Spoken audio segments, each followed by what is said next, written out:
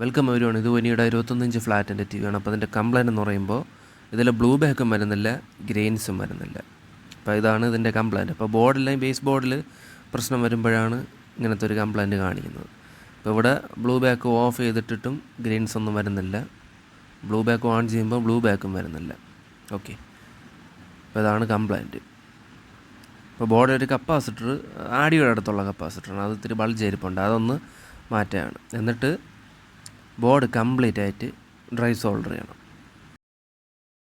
Dry solder ചെയ്യുമ്പോൾ ഇത്തിരി ശ്രദ്ധിച്ച് വേണം ചെയ്യാൻ, കാരണം ഇതിൽ കൊച്ചു SMD IC ഒക്കെ ഉണ്ട്. അപ്പോൾ അതുകൊണ്ട് അത്രയും കെയർഫുള്ളായിട്ട് വേണം ഡ്രൈ സോൾഡർ ചെയ്യാൻ. ഇപ്പോൾ ബോർഡാണ് ഡ്രൈ സോൾഡർ ചെയ്യണം, അത് കഴിഞ്ഞിട്ട് ബേസ് ബോർഡ് ഡ്രൈ സോൾഡർ ചെയ്യണം. മിക്കവാറും ഡ്രൈ തന്നെ ആയിരിക്കും എന്നാണ് എനിക്ക് തോന്നുന്നത്. അപ്പോൾ വീഡിയോ കണ്ടുകൊണ്ടിരിക്കുന്നവർ വീഡിയോയ്ക്ക് ഒരു ലൈക്ക് അടിക്കാൻ മറക്കല്ലേ. അതുപോലെ തന്നെ സബ്സ്ക്രൈബ് ബട്ടൺ താഴെയുണ്ട്, അതിൽ ഞെക്കി സബ്സ്ക്രൈബ് ചെയ്യുക.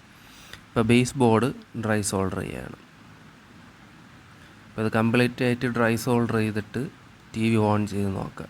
ബേസ് ബോർഡിൽ SMD IC ഉണ്ട്, അതുകൊണ്ട് വളരെ സൂക്ഷിച്ച് ശ്രദ്ധിച്ച് ചെയ്യണം. ഇപ്പോൾ ഡ്രൈ സോൾഡറിങ് കംപ്ലീറ്റ് ആയിട്ടുണ്ട്. ഇപ്പോൾ TV ഓൺ ചെയ്തിട്ടുണ്ട്.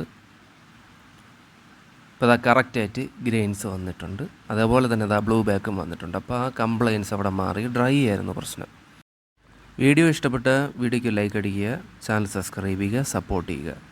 അപ്പോൾ താങ്ക് യു ഫോർ വാച്ചിങ്.